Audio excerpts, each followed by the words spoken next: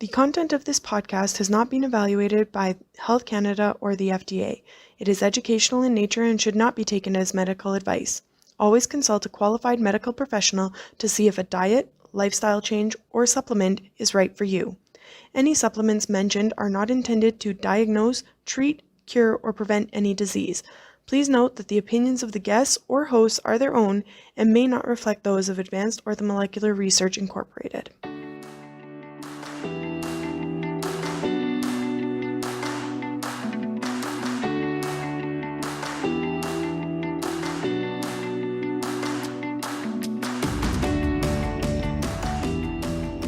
Welcome to Supplementing Health, a podcast presented by Advanced Orthomolecular Research. We are all about applying evidence-based and effective dietary, lifestyle, and natural health product strategies for your optimal health. In each episode, we will feature very engaging clinicians and experts from the world of functional and naturopathic medicine to help achieve our mission to empower people to live their best lives naturally. When will someone discover the fountain of youth already? Am I right? Well, science is getting closer, and today I want to share with you a powerful antioxidant that is primarily known as an anti-aging nutrient. Carnosine 500 maximizes cell life and promotes youthful cellular function by getting rid of damaged proteins that make cells old and dysfunctional.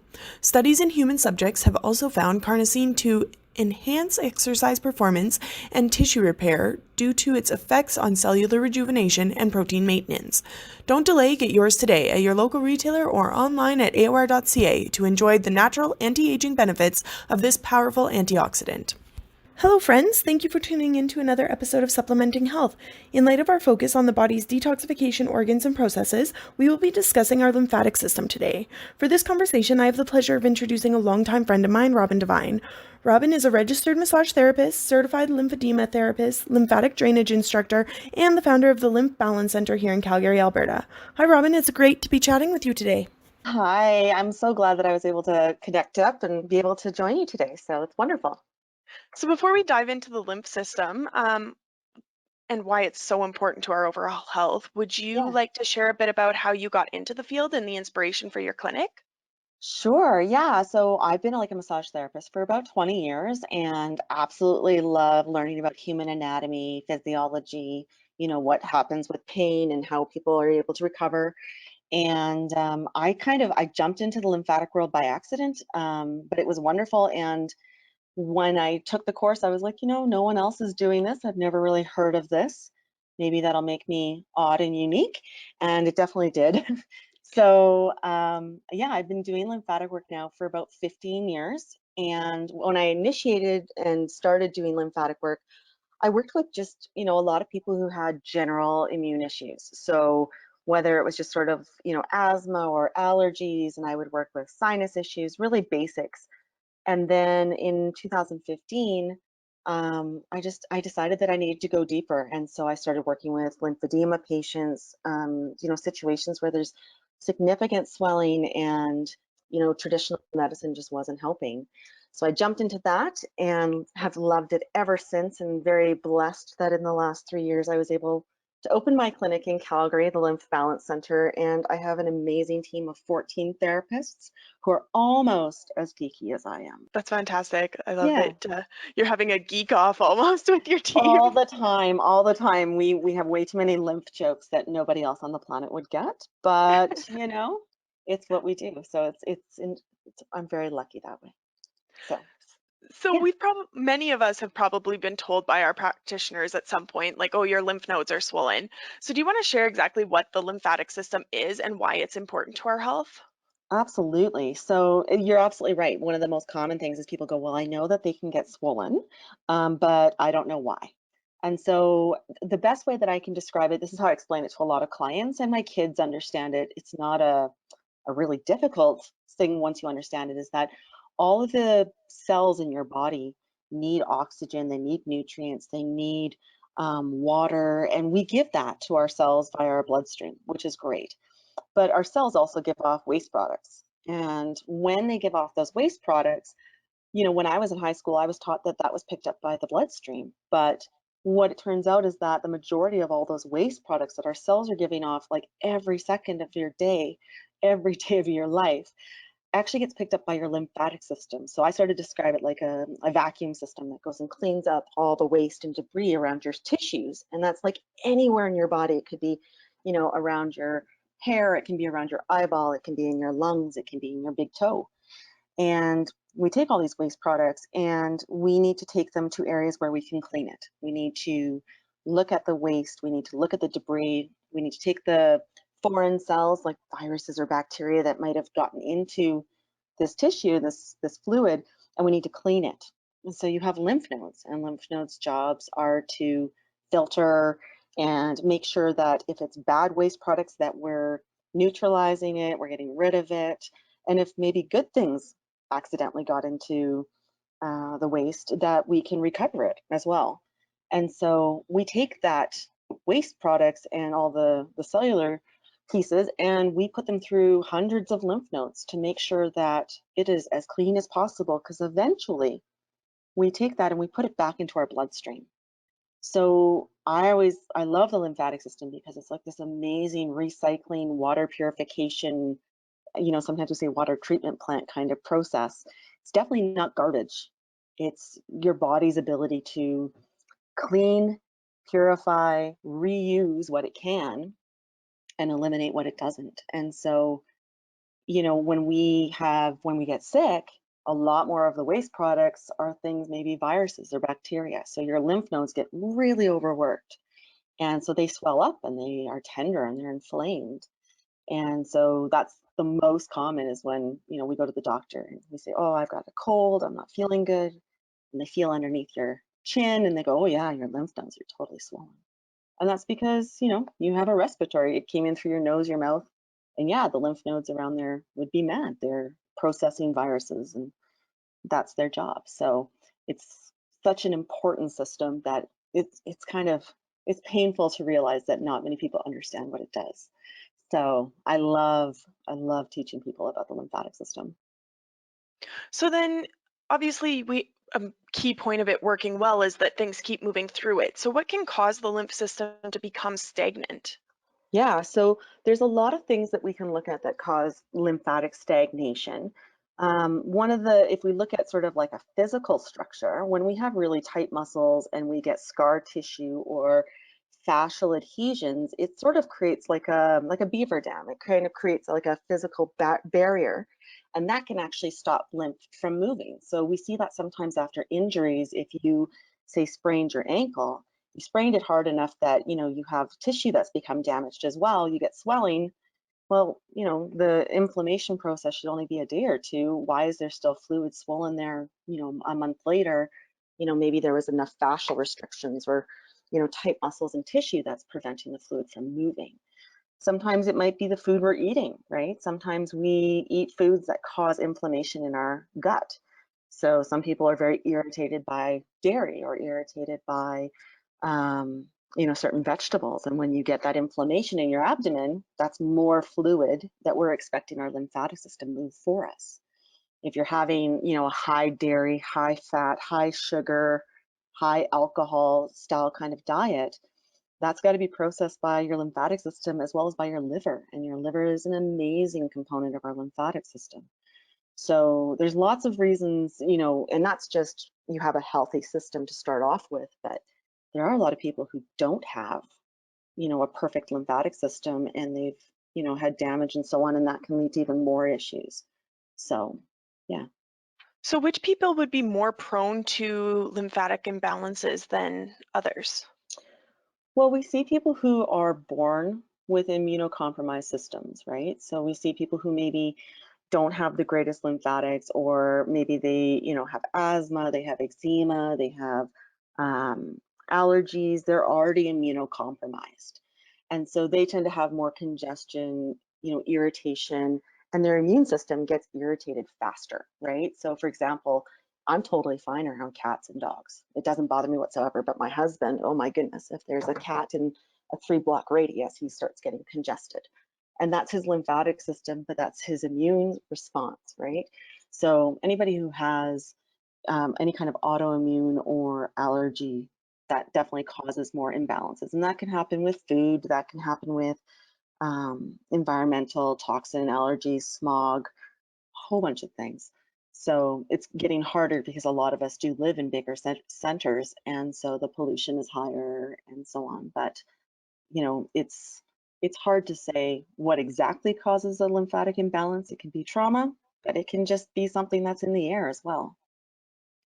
And so then pretty much any condition could be in part due to lymphatic imbalances, it sounds like. It could be. A lot of times when we look at lymphatic system, we're looking at congestion and swelling, right? And so anytime we're seeing conditions where there's fluid that's not moving, there's swelling, the joint's not moving as well, yeah, absolutely, it can be the lymphatic system. And if it's immune based and we're looking at either hyper irritability or sensitivities, that's definitely immune system lymphatic based. Okay, awesome. So what are the treatment options for someone who is suffering from a lymphatic imbalance then? Well, because lymphatic imbalances tend to show up as swelling or congestion, if you were going to go see, a regular GP and we have a lot of swelling, one of the number one things that they'll normally do is either A, give you an anti-inflammatory or looking at water pills.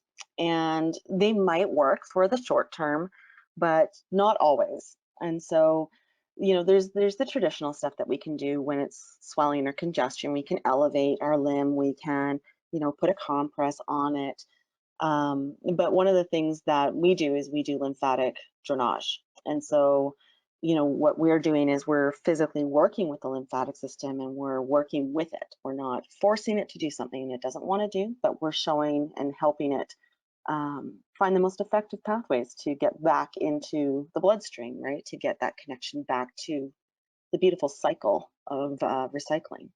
So it depends on the situation, depends on if it's a joint or if it's the skin or if it's an organ. But a lot of the times, it's been the lymphatic drainage, and that's obviously why I do it for as much as I do, because it just gives such great results. And what are the benefits that come from getting a lymphatic massage rather than doing some of those traditional options? Well, obviously, you don't have any kind of medicinal side effects, right? It's a manual therapy. It's working directly with the therapist. One of the things that I emphasize right now more than ever is that you get physical contact with someone. I feel like everybody's just going through this significant contact deprivation, which is just exhausting. Um, so one of the things is that I rarely call it lymphatic massage, and the reason for that is that it doesn't feel anything like a massage. Massages, like most people have received, there's a lot of kneading and getting the tissue and physically picking up the tissue, and you get lots of circulation. And lymphatic work is extremely gentle. The reason why it's so gentle is because approximately about 70% of all the lymph in your entire body is right underneath the skin. And so because it's right underneath the skin, if I go too deep, if I go like I'm doing a massage or even fascial work, I've actually gone past the lymphatic system. There is lymphatics everywhere you have blood, but if I'm going to have the most effect on moving the very most fluid with the very least amount of contact and trying not to be invasive, staying within that very outer layer of the skin is really important. What we tend to see with receiving lymphatic work is not only that the swelling will generally reduce, it's extremely relaxing. It stimulates that part of your nervous system that really helps it just mellow out. You go into that beautiful rest and digest parasympathetic part of your nervous system, and it really does help with toning the entire body. And so I might just work on the arm, but it has an effect globally for the entire body. So even if I'm not touching the toes, it still might have that moving the lymphatic system up and helping it drain. And so it's very gentle, it's never painful, it's extremely relaxing, and it really does boost how much fluid gets to move. So we end up seeing that, maybe on a regular day, you and I move, let's say, anywhere between 1.5 to 4 liters of lymph, which in its own sounds like a huge amount. But when we do lymphatic work, we can increase that by 5 or 10 times. Like it really can help move everything around so much more efficiently. One of the most common things though is that everybody has to pee so much later because that's one of the main ways you get rid of it, right? So the most common side effect is people go, I had to pee like all night long and I don't know why. And it's because you were processing. Do you suggest people up their fluid intake before and after a treatment to help flush out those toxins? Absolutely. It's we when we have clients that book, it's what happens. They get sent an email saying, we highly encourage that you drink 2 to 4 glasses more a day than you normally would. Because yeah, if you're dehydrated, I'm gonna basically move more fluid and detox you. Your body could almost feel like it's in a hangover the next day because you're even that much more dehydrated because I'm asking your body to process and to eliminate. And if you're not well hydrated, there's very few negative side effects post lymphatic drainage. But one of the ones that is the hardest is the headaches and that sensation of being almost hungover the next day. So yeah, you have to make sure you're coming to the session well hydrated, but then also continue that for a couple days afterwards. And I always thought there were kind of points where your main lymph nodes resided, like under your armpits, like under your neck, like you were saying when Yeah. doctors feel. So are there certain points that you work on for certain conditions, or is it kind of a full body thing every time? So in your body, I can't tell you exactly how many lymph nodes you have because everybody's a little bit different, but however many lymph nodes you have, you are born with them and that's what you have for life. So you don't grow new lymph nodes. You get what you get and that's it. And so, yeah, it's true. If you were going to go into fetal position, like curled up on the floor, the majority of your lymph nodes would be protected because your body strategically placed your immune system and this lymphatic system into joints and into crevices. So when you go into fetal position, you're protected. And so we have, anywhere, some books will vary in what they say with numbers. We tend to see anywhere between 400 to 800, even sometimes 1,000 lymph nodes in a body. About half of them are just in your abdomen. And so if you think of, having 500 lymph nodes in your abdomen alone, it's really, there's very few times I don't work on the abdomen for a client. No matter where the congestion is, no matter where the problem is, if you don't work the abdomen, you're kind of missing out on a huge piece of what is the lymphatic system. But basically, yeah, we have large clusters in our armpits and in our groin. So where your thigh meets your trunk in that crevice, that would be almost like what we call the panty line. In those groin areas, as well as in the armpits, you have anywhere between 30 to 60 lymph nodes in each of those areas. You have them behind your knees, you have them, oh, there's so many in your neck. So we definitely try and, your body was strategic and it said, look, let's try and protect these nodes. They're very valuable. They're, without a lymphatic system, you don't survive. So let's make sure we tuck them into nice little crevices and areas where they'll be protected. So absolutely, if somebody came in with, carpal tunnel, I'm looking at more of forearm and hand, I'm going to probably do more of the armpit nodes. I might not need to go down to the groin, right? It doesn't have a direct correlation with those nodes. So it's all about learning where the nodes are and what tissues they drain and how we can make their pathways more efficient. Are there certain situations then when you have lymph nodes surgically removed, which could then influence um, the pathways and how the whole system works together? Absolutely. That is actually one of the hardest things on your system is to have lymph nodes removed. In my experience, the most common reason why we see lymph nodes removed is obviously because of cancer. And so if there's breast cancer or if there's prostate cancer or colon cancer, they'll generally, when they remove that tissue, they will also remove a couple, if not more, of the lymph nodes in the region because they're worried that the cancer cells would have spread and they'll spread to the lymphatic system. And if once they're in the lymphatic system, it's hard to control it because it spreads all over the body. So that's one of the most common reasons why lymph nodes will get removed. The problem is that as soon as you remove lymph nodes, it's going to affect, like you said, the exact pathway that tissue would have drained towards. So if we go back to the number one cause of what we call lymphedema lymphedema is swelling when the lymphatic system has been damaged. And so the most common we see in North America is breast cancer surgery. we'll start seeing massive fluid accumulation in the area that would have originally drained towards that cluster, but now that cluster is compromised. It's weak. And it might be able to move all the fluid, and it can. Some people are very lucky and their system just finds a new pathway on its own. I always joke because it's, I tell people, if I could, I would want the lymph to go on the deer foot, right? I'd want it to go on a major highway. But just like sometimes there's construction or there's been, the roads blown up and now we have to find these alternate pathways, right? I asked Siri and she's like, yeah, you can't take deerfoot. You're going to have to take these other routes and it might take me longer to get to where I'm trying to go. And I'm lucky if I'm able to figure out a way to get to my final destination. And that's what lymph has to do. It's trying to get its way back to the bloodstream. And in our body, where that happens is at the base of our neck. And so if the lymph can't get there, you start seeing a lot of swelling and it's very hard to correct. Yeah, it's definitely not comfortable. Fluid is heavy. And so some limbs can feel like they're 2 to 10 times heavier than the opposite limb.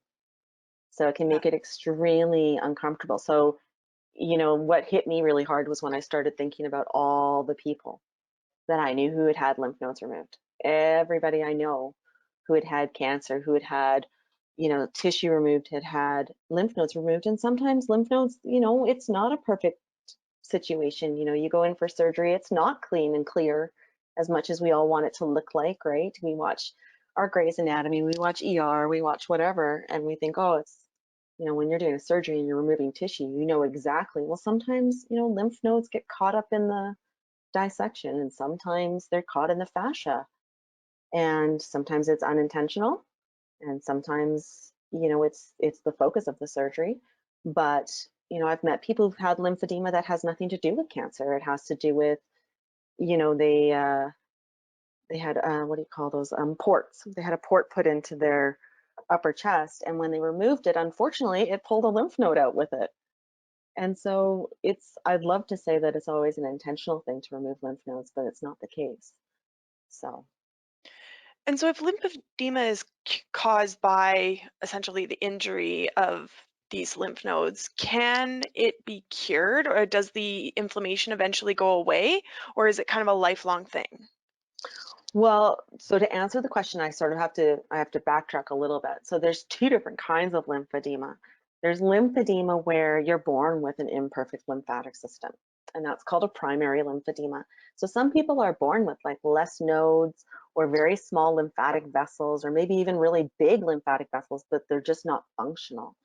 And so that's called primary. And what happens is that anytime throughout their life, they might just something, tips the scales and their system goes, look, I can't move this fluid, whether it was at birth and we have, there's congenital or conatal lymphedema, which is we see a baby that's born and it has 1, 2, or 3 or 4 limbs that are really, really swollen. And unfortunately, the thing is that lymphedema cannot be cured as of right now. It has no cure. So if you're born with lymphedema, that's your lot in life. Unfortunately, you are going to have to deal with that for the rest of your life. Primary can also, be developed when you're a teenager. Hormones start flushing. We can see it in adults after the age of 35. They didn't know that they had lymphedema, but now, they're 50 and they decided to do a world trip on an airplane. Not obviously now, but something happens that their body produces more fluid and the system goes, I can't handle this. When we look at where the lymphatic system is damaged, that's secondary lymphedema. And it can be damaged because of a really bad car accident. It could be damaged from a surgery, whether it was removing nodes or not. I've seen lymphedemas because of gallbladders being removed. Because of course, like there's lots, everywhere you have blood, you have lymph. So organs are extremely vascularized. They have a lot of lymph. And there's lots of lymph nodes in our abdomen. So you look at women who've had hysterectomies, who've had, part of their stomach stapled. They've had stomach sleeves. That's another one. There's just so many conditions where the lymphatic system could get damaged. And once it's damaged, lymphatic vessels can heal themselves, which I love because, we've all had surgeries and I don't have massive amounts of swelling. And it's because my lymphatic vessels could heal themselves, and they do it in like 2 weeks. It's beautiful. But lymph nodes, they're kind of, you get what you get, and you don't get to make any more. So you damage a lymph node, it's gone. And it's very difficult. So, there's a lot of supportive treatment we can do to help with reduction of the fluid. But as of right now, there's no official cure. There's lots of surgeries that they're looking at where they're connecting the lymphatic system directly to the veins, a lymphovenous surgery, which is amazing. I've heard of where they're injecting the framework of a lymph node with stem cells and trying to get new stem cells and create new lymph nodes. And they've also had lymph node transplants where they've taken a lymph node from one part of your body to another to help move the excess fluid, which they have had some really great successes with. So, they're working on ways to work with the excess fluid and to move the fluid, but haven't seen anything that's cured it yet.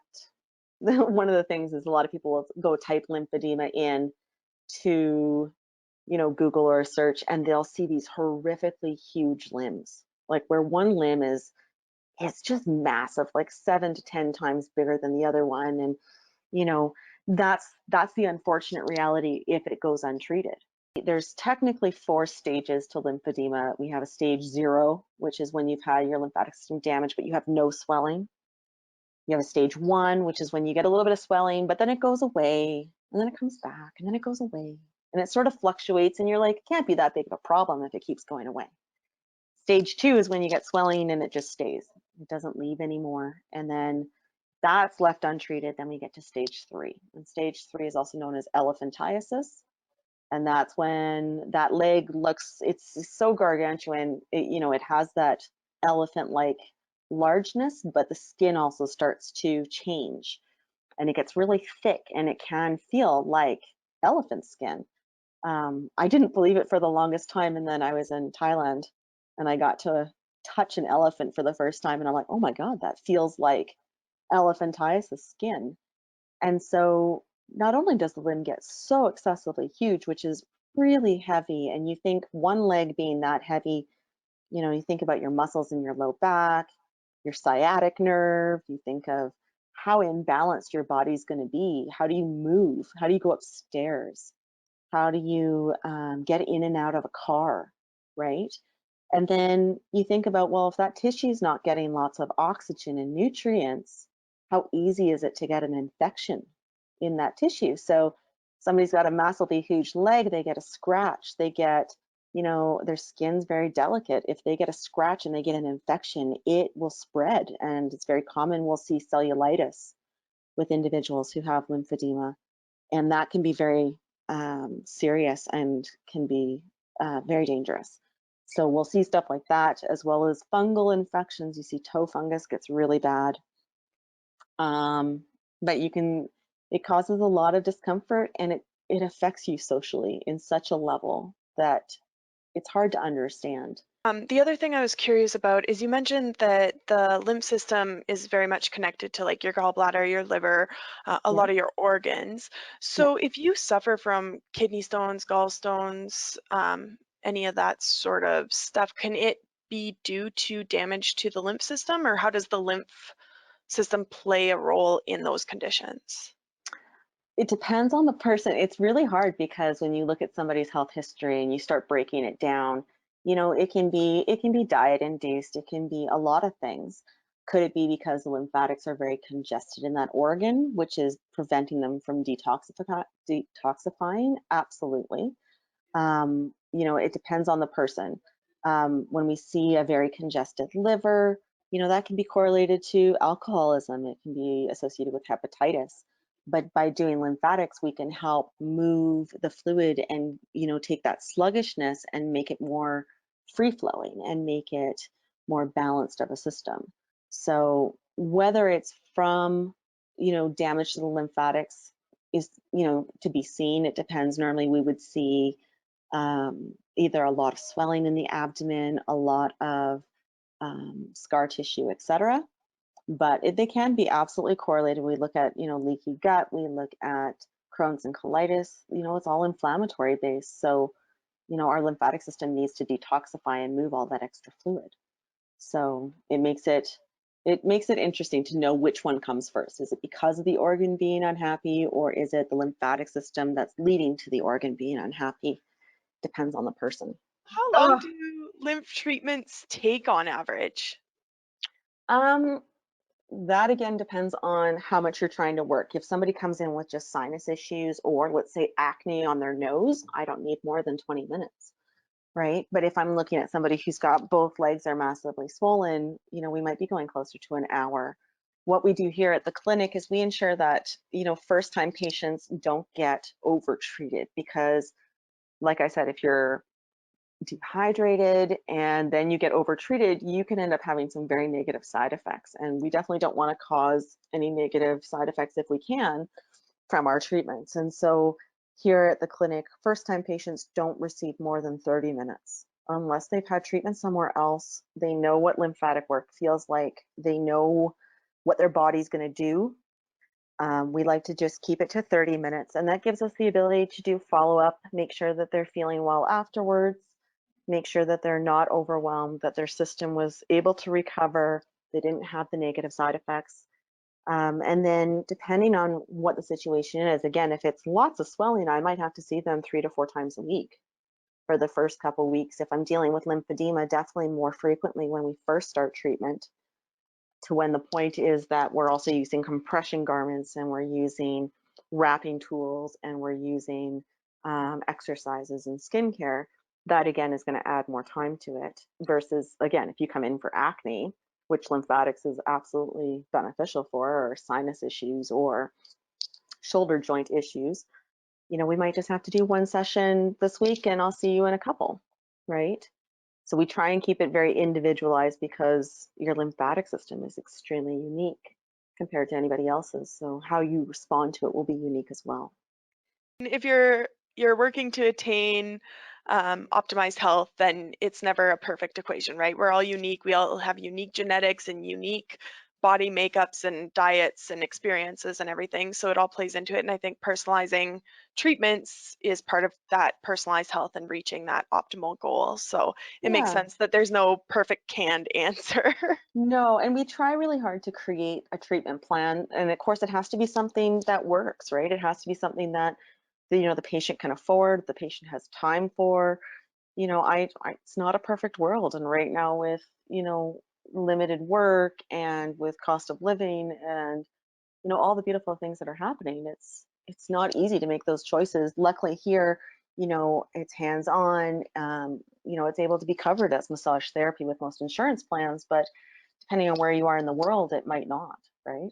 So we're Yeah. lucky here for that reason. So Now that so many people have sedentary jobs, we get home, we end up watching Netflix because what else is there to do right now? yeah, there's nowhere Or to go. sitting and reading, or Yeah. whatever it is. I think people probably have become a lot more sedentary, especially through the winter while it's been so cold and snowy. And can that have a detrimental effect to the lymph system then? It can. It can. What we're seeing a lot with desk jobs is that, especially if you're sitting at a chair where your knees, so your hips are at 90 degrees, your knees are at 90 degrees, what happens is the fluid from your legs can sometimes have a hard time making it from your foot past the big bend in the knee, past the big bend in the hip, and then move up. And so what we end up seeing is we're seeing a little bit more clients coming in with swollen ankles. So, that's the hard part right now. And, if we can take it even the opposite is in the summer when it's really hot, that causes a lot of, fluid accumulation as well. And so, here in Canada, depending on where you are, can be, decent weather. But, I have a lot of friends who are down in Florida and they hate summer because they just swell and they can't do anything. It's just so hot. They can't wear compression because they're really hot. So, yeah, sedentary, heat, a lot of things come into play. And then if we take it one step further and even look at atmospheric pressure, that's where airplanes really can be exhausting for the lymphatic system because we have less atmospheric pressure when we go up into an airplane. So, if you can recognize when you start getting those little, warning signs, your lymphatic system is trying to talk to you. It's trying to tell you it can't handle the stress of moving that fluid. And so when you start getting swelling, that's how it's trying to communicate. And so if you can take care and wear compression and exercise and move your limbs and, maybe get supportive treatment, etc., you're less likely to have those horrible varicose veins when you get older. You're less likely to have these really thick ankles and have to wear horrible compression when you get older, because it doesn't get any more fun, I'm not going to lie. No. So if our listeners want to work with you and your team, what is the Yeah. best way for them to get a hold of you? Well, I always love it when people get a chance to go check out the website first, because it answers so many great questions and it really helps give a good base of information, so that way, you're walking into this educated right off the bat. So that would be lymphbalance.com. So it's Lymph balance.com. And then most, it's great. I love my support team at the front. They're great at answering questions. They're very educated, more than any receptionist on the planet that I've met. And so most times when people want to call and chat a little bit, they'll be able to get a lot of answers from the front. And then, that's why we also do consults, and we do phone consults. And I love doing that, because it prevents people from coming in when they might not need it or can't receive it. Because there are some times where it's not safe to receive treatment. And so we have to be cautious of some of those things as well. And so, as light of a touch as it is, it's an extremely powerful technique. So we take a lot of time. We do a lot of initial consult. We want to make sure that everything is as safe as possible. Fantastic. Well, thank you so much. I really appreciate you taking the time to chat with me and educate me on this. I know it's definitely something I've been curious about for a while, and you read a little bit here and there, but it's nice to get the chance to kind of have all the questions answered at once. So I appreciate Yeah. you joining me today, Oh, my and pleasure. I hope our listeners can get a lot out of it as well. So Well, there's absolutely so many people, like, when you look for them and you start looking for those people who are geeky about the lymphatic system, they're there.